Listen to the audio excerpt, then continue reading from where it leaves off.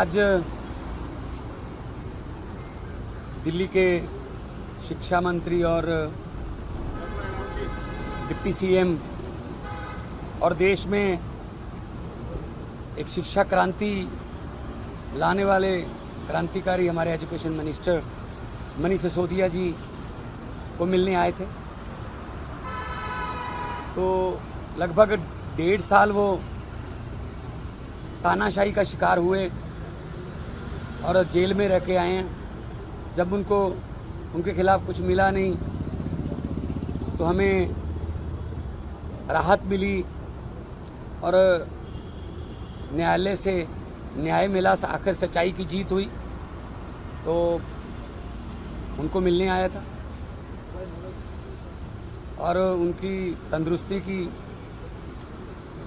अरदास करते हैं कि वो फिर आके दोबारा दिल्ली के लोगों की, खास तौर पे एजुकेशन में बच्चों का पढ़ाई और एजुकेशन में दिल्ली के बच्चों का और फ्यूचर ब्राइट बनाने के लिए काम पे फिर लग जाएंगे। क्योंकि हम लोग कुछ ज़्यादा जश्न मनाने वाले लोग नहीं हैं, क्योंकि सिस्टम को ठीक करना है। जिस दिन सारा सिस्टम देश का ठीक हो गया उस दिन जश्न मना लेंगे। आज अरविंद केजरीवाल जी का जन्मदिन भी है, तो सुनीता केजरीवाल जी को भी मिला और हमें उम्मीद है कि जैसे संजय सिंह जी और मनीष सिसोदिया जी इनकी तानाशाही की, अहंकार की दीवारों को तोड़कर न्यायालय में जाकर सच्चाई की जीत हासिल करके बाहर आए हैं। आने वाले कुछ दिनों में ही आपके इन्हीं कैमरों के जरिए हम अरविंद केजरीवाल जी को भी बाहर आते हुए देखेंगे। क्योंकि इनके पास कुछ नहीं है, इनके पास सिर्फ झूठे पर्चे हैं। एक पर्चे से निकलता दूसरे में डाल देते हैं, सिर्फ ये कि दिल्ली का मुख्यमंत्री जेल में रहे। तो और उसके बाद जेल में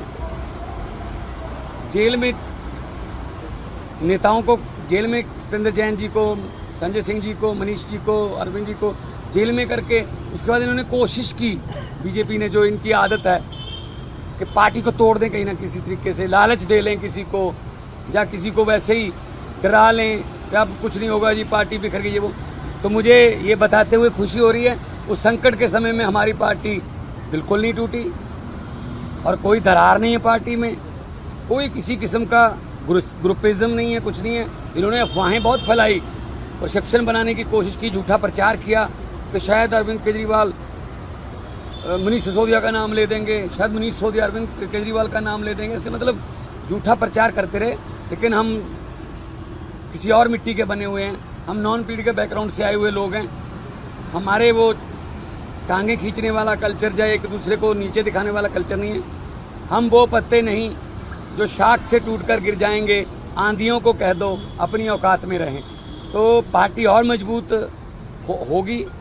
मनीष सिसोदिया जी के आने के बाद पार्टी और मजबूत होगी और खुद भी वो बहुत मेंटली तौर पे स्ट्रांग होके निकले हैं। और ऐसे ही अरविंद केजरीवाल जी मेंटली तौर पे और स्ट्रांग होके निकलेंगे और ये पार्टी जो है आने वाले फ्यूचर में देश का जो भविष्य है, देश का जो फ्यूचर है, वो आम आदमी पार्टी है।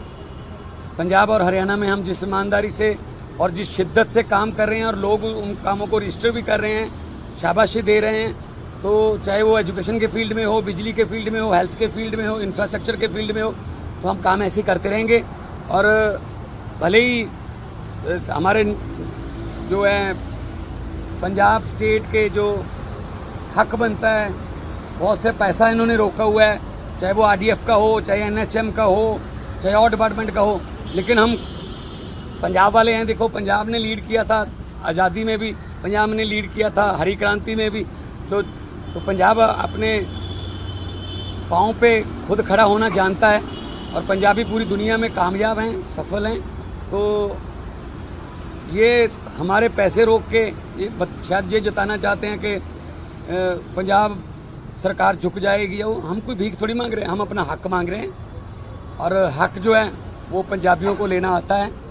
तो आने वाले दिनों में और भी बड़े बड़े प्रोजेक्ट पंजाब के जनता की भलाई में आपको सुनने देखने को मिलेंगे। कोई क्वेश्चन हो तो बता दें।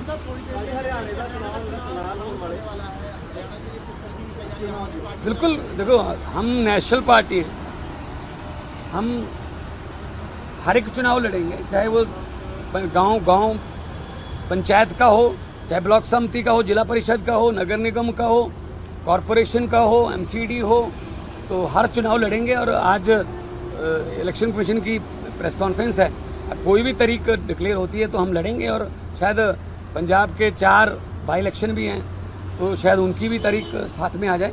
तो हम हर अपना एक एक कार्यकर्ता हमारा जोश में है और पार्टी के पंजाब के 2.5 साल और यहाँ के 8.5 साल के काम, हम स्कूलों की, अस्पतालों की बातें करते हैं, हम धर्म की या समाज को बांटने वाली नफरत की राजनीति नहीं करते। डॉक्टर हड़ताल ने पंजाब की पूरे देश ट्वीट करके कहा है कि इंडिया उनके साथ है उनकी लड़ाई में, आप क्या कहेंगे? नहीं, बिल्कुल इकट्ठे हैं जी। और अहंकार जो था वो 2024 के इलेक्शन में टूटा है। अब वो वाली बात नहीं रही जिस तरीके से पहले काम करते थे कि हम तो शायद खुदा हो गए, हम तो भगवान बन गए, जो मुंह से बोलते हैं वो कानून होता है। वो वाली बात नहीं है। लोकतंत्र ने सिखा दिया, तो जितना लोकतंत्र में सीखते रहेंगे अच्छे रहेंगे। वरना आपको पता ही है, देखा है आपने सबने कि ब्रेकफास्ट ढाका के प्राइम मिनिस्टर हाउस में था, लंच भी रखा हुआ था, 100 बंदे ने मिलना था, लेकिन वो लंच वहां की प्रधानमंत्री को नसीब नहीं हुआ। जनता लंच करके गई है उनके घर पे। तो पब्लिक है जी, तो पब्लिक है, जब चाहे पब्लिक आदमी अर्श पर, जब पब्लिक चाहे आदमी फर्श पर। नहीं, देखो बहुत मंदभागी घटना है और इस जमाने च इस तरह की घटना होनी नहीं चाहिए। सीबीआई ਨੂੰ केस दे दिता गया ਤੇ जो डॉक्टर ਜਿਹੜੇ ਨੇ ਉਹਨਾਂ ਨੇ ਆਪਣੀ ਜਿਹੜਾ एकता भी दिखाई है और ਨਾਲ ਉਹਨਾਂ ਨੇ ਕਿਹਾ ਕਿ ਐਮਰਜੈਂਸੀ ਸਰਵਿਸ ਚੱਲਦੀਆਂ ਰਹਿਣਗੀਆਂ। ਡਾਕਟਰ ਦਾ ਜਿਹੜਾ ਸਾਡੇ ਸਮਾਜ ਦੇ ਵਿੱਚ ਡਾਕਟਰ ਦਾ ਰੁਤਬਾ ਰੱਬ ਤੋਂ ਬਾਅਦ ਦੂਜਾ ਹੈ, ਨਾਮ ਹੈ ਡਾਕਟਰ ਦਾ। ਸੋ ਇਸ ਤਰ੍ਹਾਂ ਦੀਆਂ ਘਟਨਾਵਾਂ ਦੀ ਨਿੰਦਾ ਹੋਣੀ ਚਾਹੀਦੀ ਹੈ ਔਰ ਫਿਊਚਰ 'ਚ ਇਹ ਨਾ ਹੋਣ, ਇਹਦੇ ਲਈ स्पेशल कोई ना कोई कानून या कोई प्रोटेक्शन का जो वो बनना चाहिए। तो कल 24 घंटे के लिए डॉक्टर्स ने इमरजेंसी सेवाएं भी बंद करने के लिए कहा है। 24 घंटे तक वो लोग हड़ताल करेंगे। देखिए डॉक्टर को भगवान का दर्जा दिया जाता है, दूसरा नाम भगवान के बाद डॉक्टर का है।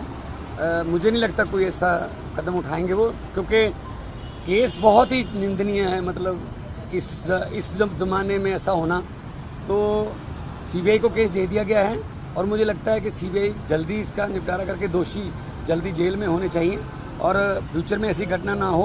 इसके लिए चाहे मिल बैठ के काम करना हो, चाहे सेंटर में कोई फेडरल गवर्नमेंट अगर कोई कानून बनाती है तो उसका हम स्वागत करें।